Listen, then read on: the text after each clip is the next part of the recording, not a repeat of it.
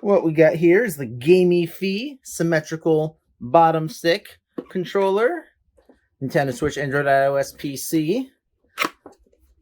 Oh, yeah, dabba dabba da. I do not like tape. I find it annoying, and I wish that they would stop putting tape on things.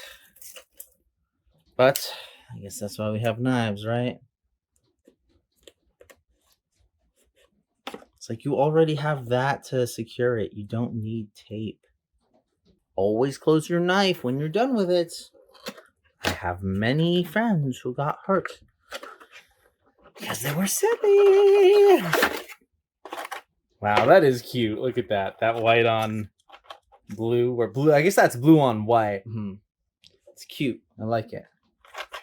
Which, again, I like when they have a cover on it.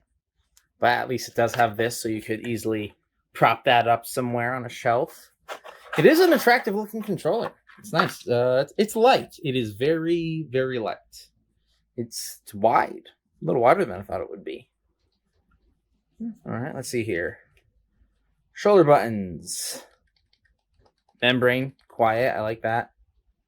Whoa. Really, really quiet membrane triggers.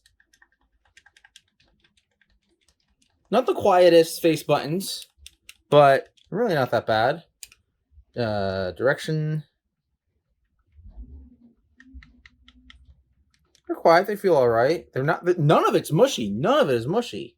And I always find it weird because, like, look, you can see the other D-pads move, and so you know that, or the other directional sticks move, so you know that it is in fact a D-pad because it's all one piece. It's just not one piece above the thing. It's all underneath the fascia, which is weird. Yep, all the status buttons or system buttons are clickies. Yep, clickable sticks. Everything has clickable sticks now. It's a little... The ring is a little jagged. I don't like that, but yeah, whatever. What you gonna do, right? And it does have super duper clicky back paddles. And a clicky M, so maybe that's for the mapping these. So like hold that and then hit that. Bada bing bada boom map. Screenshot. Yep, turbo, there you go. But like it feels good. It's a little short, but feels pretty decent. I would like it, I think anyway, to be a little longer, maybe like half an inch, but it feels pretty decent. Again, like none of the buttons feel super mushy.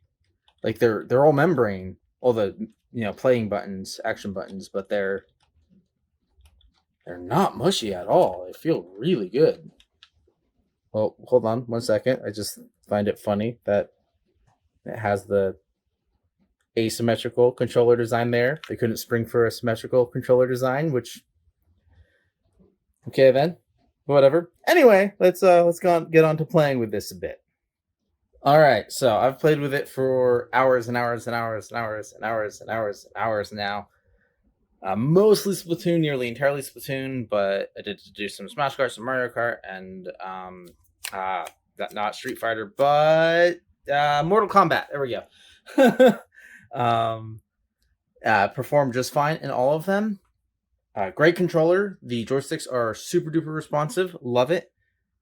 The only issue with this thing is these back buttons, right? So this one is being detected as come on, right? So they're both mapped to B, but then this one, look at that. It's being detected 1, 2, 3, 4. 1, 2, 3, 4, 5, 6, 7. Huh. Before it was doing it 4. Huh. Now it's doing it 3 times each time. I don't know. But the point is, it's detecting one input as multiple inputs. And it seems to be random. I can't figure out why it's doing that. I have no clue. It's really weird. So if you wanted this thing for the back buttons, it's definitely a pass. But otherwise, I mean, it's a $15 controller. I've seen it as high as 20, as low as 15. I think it's worth 20. It's definitely worth 15. It's a neat little thing. I think I know the proper model number is STK-7043. I've seen that STK around a lot, so I think that's one of those like big manufacturers that you can just, throw your name onto. Though Gameefy didn't even bother putting their name on here, just on a sticker on the box, which is silly, but whatever. Yeah, I don't know. But I would like to see Joy-Cons with symmetrical sticks down here. That would be fun. I would like to see that. This controller is it's really good. I mean, for 15 to 20 bucks, it's really good. Like the buttons are just not mushy at all. They feel really good.